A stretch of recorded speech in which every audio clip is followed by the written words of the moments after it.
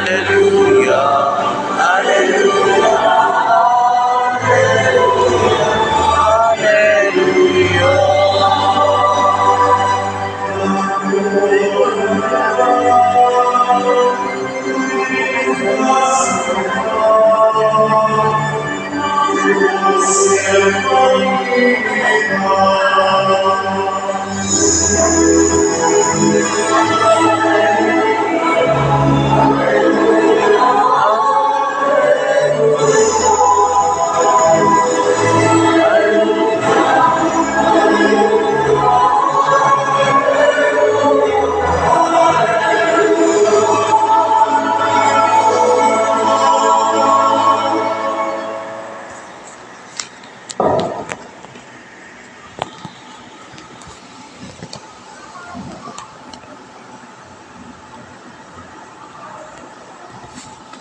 Sumainyo ang Panginoon. at sumainyo rin.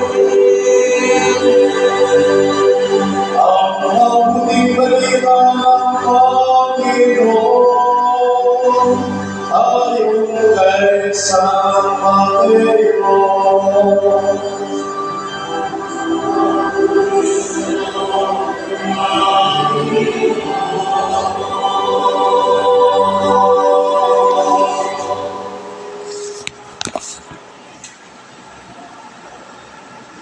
Noong panahon iyon, si Juan Bautista ay dumating sa ilang ng Judea at nagsimulang mangangaral.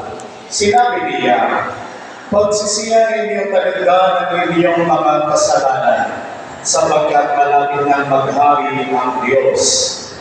Si Juan ang tinutukoy ni Propeta Isaías na sabihin nito, ito ang sabi ng isang sumisigaw sa ilang, ihanda ninyo ang daraanan ng Panginoon, tuwirin ninyo ang kanyang mga landas.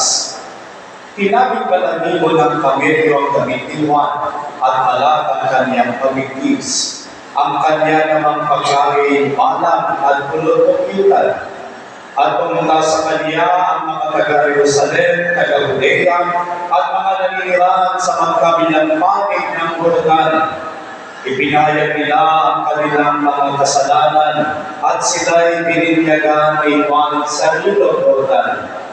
Ngunit nang makita niya marami sa mga Pariseo at mga Saduceo ang lumalapit upang pabinyag, sinabi niya sa kanila, kayong lahi ng mga ulumong, sino ang nagpabala sa inyo upang tumakas sa parusang darating?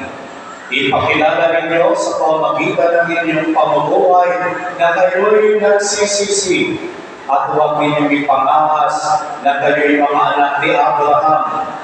Sinasabi ko sa inyo, ang Diyos ay makalilikha ng mga tunay na anak ni Abraham mula sa mga bato ito. Ngayon pa'y nakaambala ang palabon sa lugar ng punong kahoy. Ang bawat punong kahoy na hindi mabuti ang bunga ay puputulin at iahagis sa apoy.